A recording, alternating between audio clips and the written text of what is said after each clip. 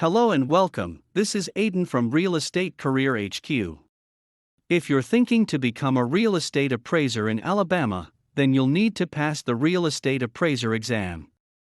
This is to ensure that you have the necessary knowledge and skills to properly appraise a property. Since there are different appraiser licenses, there are distinct exam requirements for each license level.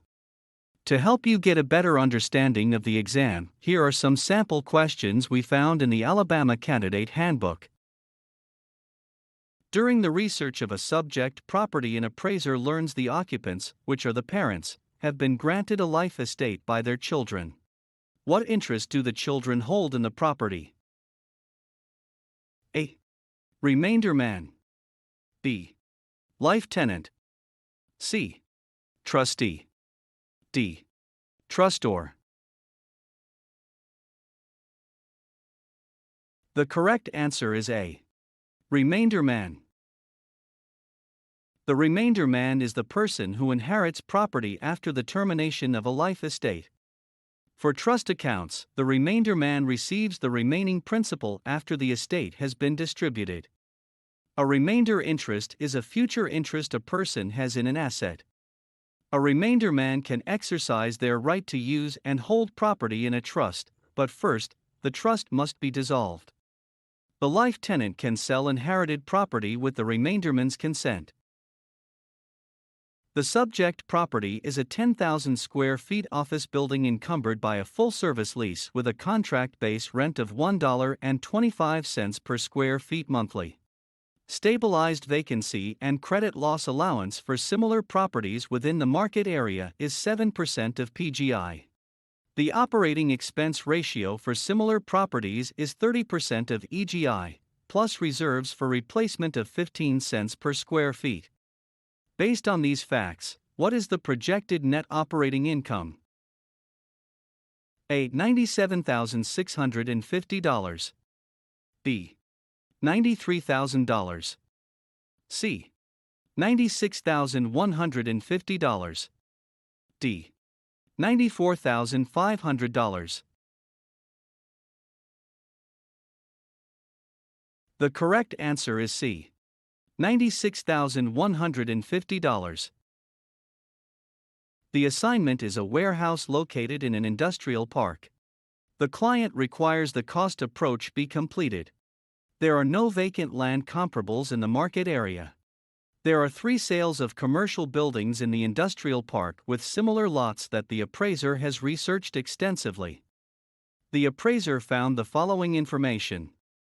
Sale 1 sold for $1,750,000. The buyer allocated 20% of the value to the site and 80% to the value of the structure. Sale 2 sold for $1 million. The buyer was not available for verification, but the seller was available.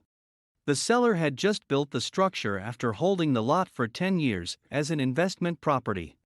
He paid $100,000 for the lot and had earned 25% straight-line annual return on his investment over the cost of the structure and its entrepreneurial profit. Sale 3 sold for $3,500,000. The buyer estimated that 90% of what he paid was for the structure. What is the indicated value of the lot using the allocation approach? A. $350,000. B. $500,000. C. $135,000.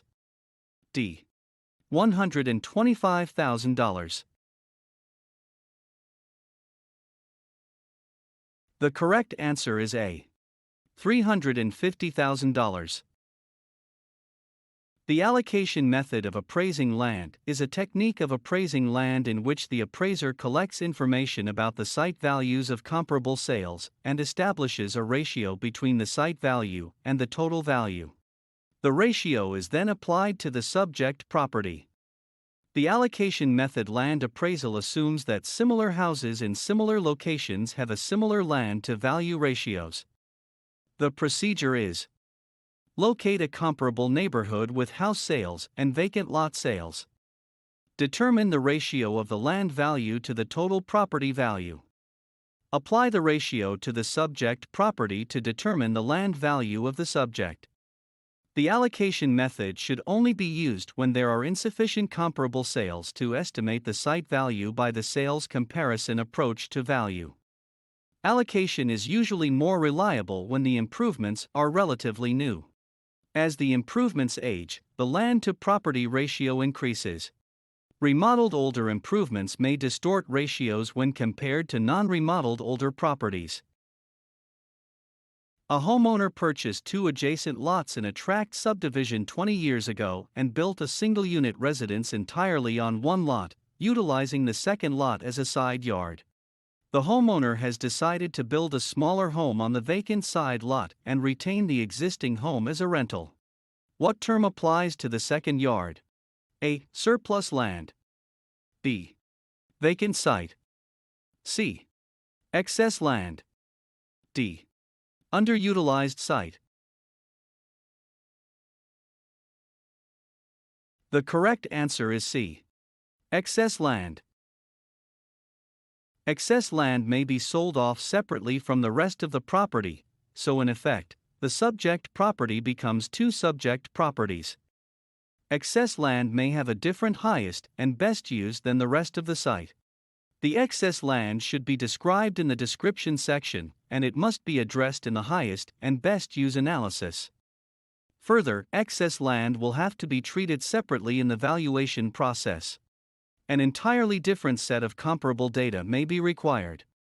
The value of excess land must be reported separately. Be careful about adding the value of the excess land to the value of the rest of the property, as the sum of the parts may or may not equal the whole. The subject assignment is to appraise a 1880s vintage house using the cost approach. The house has metal stamped ceilings, lath and plaster walls, which are items not easily available in today's construction. The estimated replacement cost using modern materials is $120 per square feet. Contractors charge $15 more per square feet to work on older houses. The estimated reproduction cost is $185 per square feet. What is the estimated loss in utility? A. $65 per square feet. B. $33 per square feet. C. $80 per square feet. D. $15 per square feet. The correct answer is A. $65 per square feet.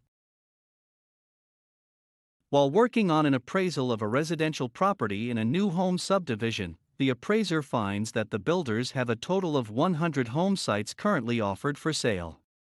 In measuring market demand, the appraiser notes that all of the builders are currently averaging 2 new sales contracts per month, combined, and are expecting to sell 24 homes within the next year. What conclusion could be drawn with regard to the 100 available home sites and a market period of the next 12 months? A. The market is in a condition of supply and demand. B. The market is in a condition of balance. C. The market is in a condition of oversupply. D. The market is in a condition of undersupply. The correct answer is C.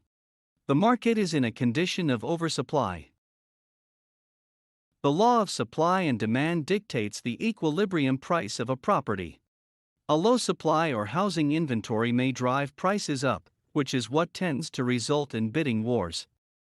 On the other hand, when a weak economy and an oversupply of properties leads to low or no demand for housing, the prices of houses tend to fall. So there you go, here are some of the sample questions on the appraiser exam. If you are really thinking to become a real estate appraiser in Alabama, be sure to check out the career series on our blog.